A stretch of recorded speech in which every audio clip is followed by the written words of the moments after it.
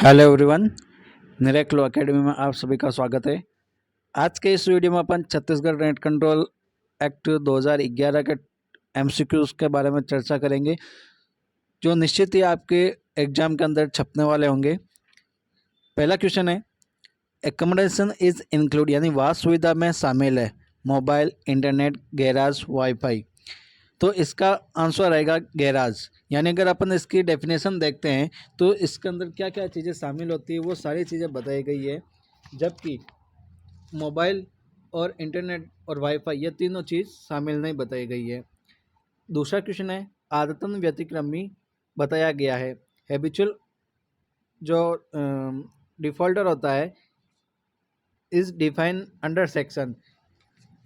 Option A 2 का close 3, option B 2 का close B, option C 2 का क्लोज 4, ऑप्शन डी 2 का क्लोज 3A। इसका राइट आंसर रहेगा ऑप्शन 4, 2 का क्लोज 4। और जो बाकी जो सेक्शन है 2 का क्लोज 3 के अंदर डिस्ट्रिक्ट को बताया गया है, और बी जो इसके अंदर 2 का क्लोज डी बताया गया है, तो ऐसा कोई ऑप्शन ही नहीं है वहाँ पे। और सेक्शन 2 का क्लोज 3A ये भी कोई ऑप्शन नहीं है। तो आगे बढ़ते हैं।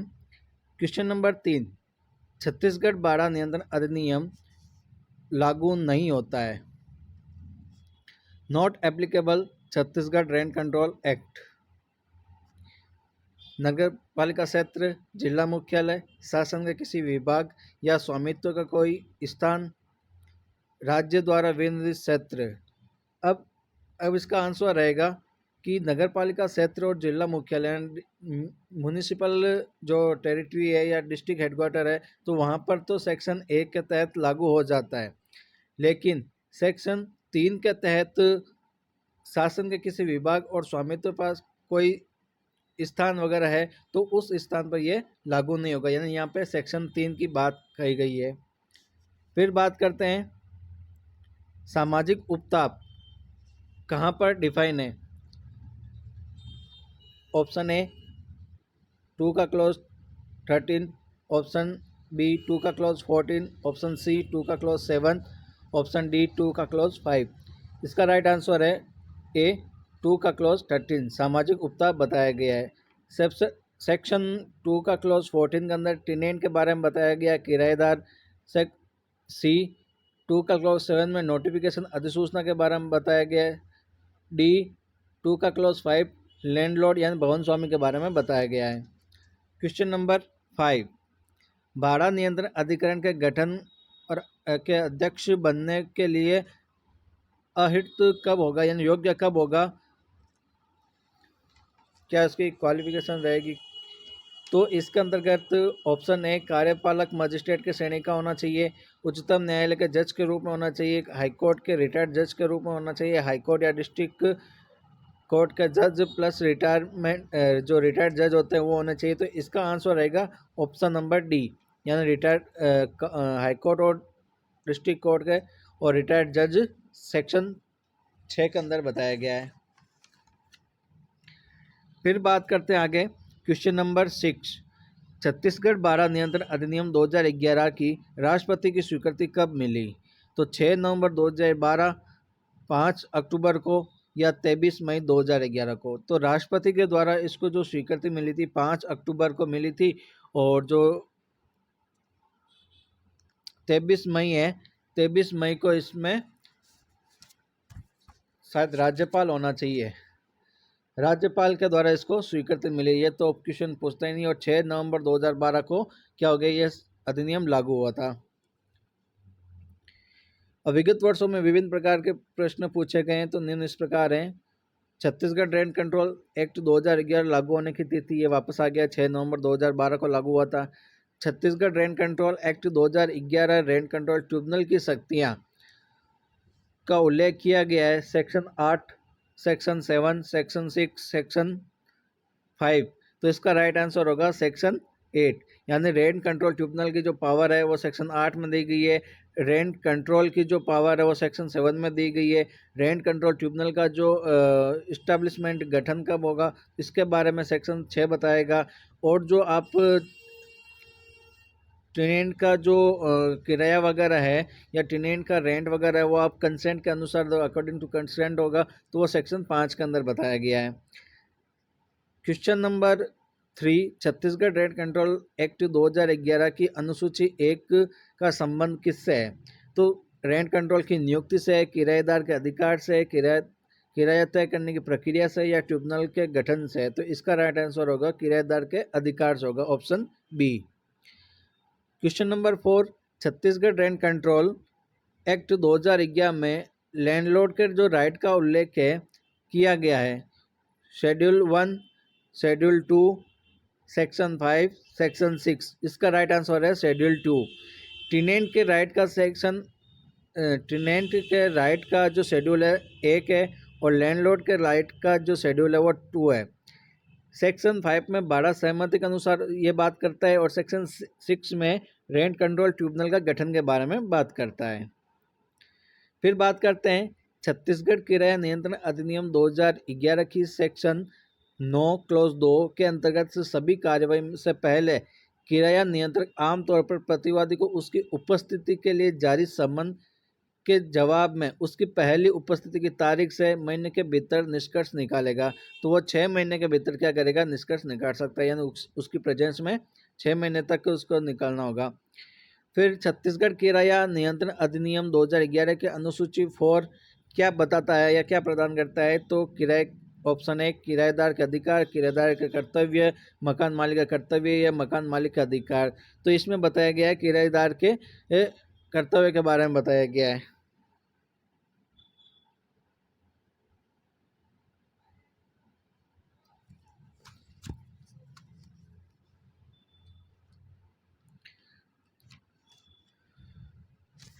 ये जो टेनेंट ऑब्लिगेशन लिखा हुआ है इसको आप एक बार ध्यान ना दें, क्योंकि शायद बाय मिस्टेक लिख दिया होगा मैंने।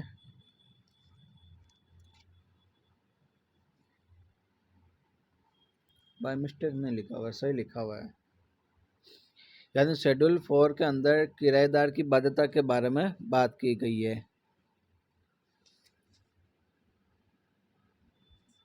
तो यहाँ पे आप किराएदार के बाध्यता के बारे में ध्यान देवें, ठीक है। और सेक्शन शेड्यूल 3 के अंदर भूस्वामी लैंडलॉर्ड के बाध्यता के बारे में बात की गई है, यानी ऑब्लिगेशन के बारे में बात करता है शेड्यूल 3।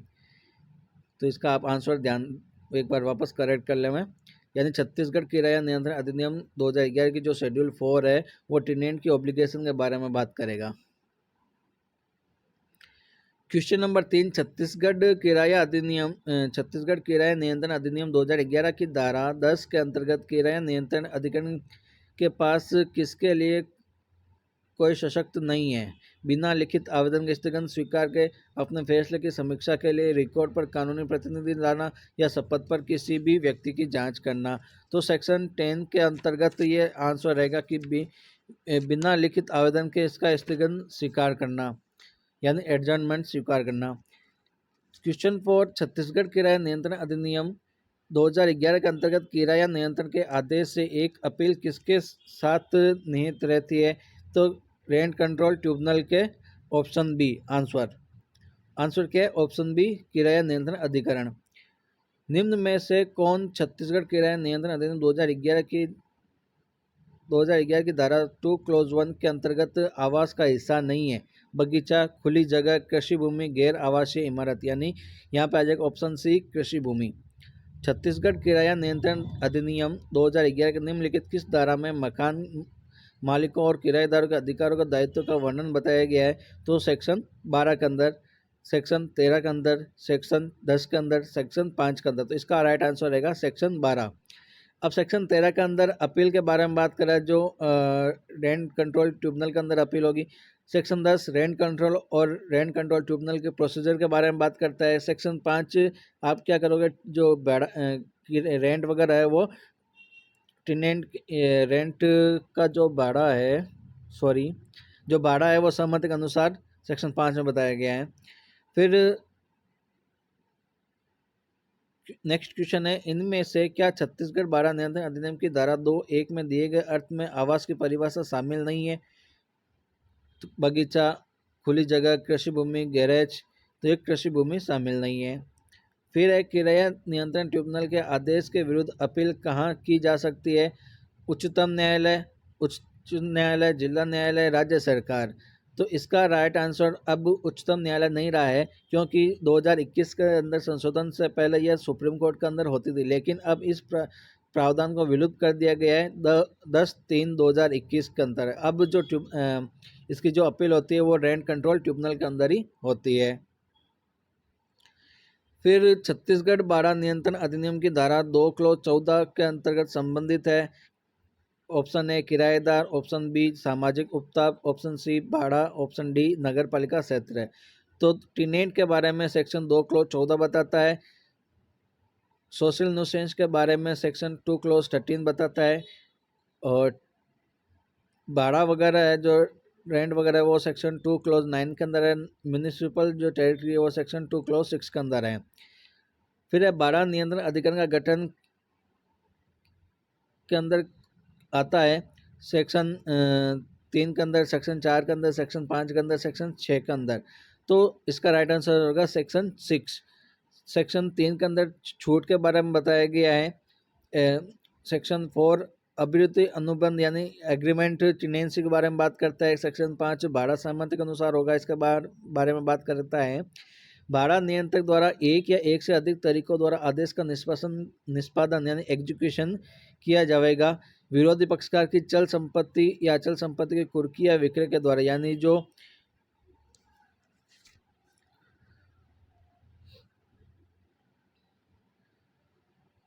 अगेंस्ट पार्टी है उसकी इमूवेबल या मूवेबल प्रॉपर्टी को वो क्या क्या अटैच या सेल करके अगेंस्ट पार्टी के जो उसको डिटेन करके या उसको अरेस्ट करके अरेस्ट पार्टी को एक या एक से अधिक अगर बैंक खातों में तो वो उसकी अटैचमेंट करके यानी कुर्की करके। तो इसका राइट आंसर रहेगा ऑप्शन डी, यानी इन तीनों में किया जा सकता है। फिर आता है छत्तीसगढ़ भाड़ा नियंत्रण अधिनियम की धारा 12 किससे संबंधित है? भाड़ा नियंत्रण और भाड़ा नियंत्रण अधिकरण द्वारा अपनाई जाने वाली प्रक्रिया से, भवन स्वामी या किराएदार के अधिकार और बाध्यता से, निरसन या व्यावृत्ति से, उपरोक्त में से कोई नहीं। तो इसका राइट आंसर होगा ऑप्शन नंबर बी, भवन स्वामी या किराएदार के अधिकार और बाध्यता से। छत्तीसगढ़ भाड़ा नियंत्रण अधिनियम की अनुसूची 1 संबंधित है अधिनियम के किराएदार को जो प्राप्त अधिकार है इससे। Option A. भाड़ा नियंत्रक अनिम्न श्रेणी का होगा। भाड़ा जो नियंत्रक है वो जो रेंट कंट्रोलर है वो किस रैंक का होना चाहिए? तहसीलदार की रैंक है, सहायक अधीक्षक का रूप में, डिप्टी कलेक्टर से रूप में, या सिविल जज के रूप में। इसका आंसर है डिप्टी कलेक्टर से। ठीक है। क्वेश्चन नंबर 2, छत्तीसगढ़ भाड़ा नियंत्रण अधिनियम 2011 की निम्नलिखित में से कौन सी धारा आदतन व्यतिक्रमी को परिभाषित करती है? Section 2 close 1, section 2 close 3, section 2 close 4, section 2 close 5। तो इसका राइट आंसर है 2 क्लोज 4। 2.1 में वास सुविधा बताई गई, अकोमोडेशन के बारे में बात करता है। 2.3 डिस्ट्रिक्ट के बारे में बात करता है। 2.4 जो हैबिचुअल जो डिफॉल्टर है उसके बारे में बात करता है। सेक्शन 2 की क्लोज 5 के बारे में लैंडलॉर्ड की परिभाषा बताता है।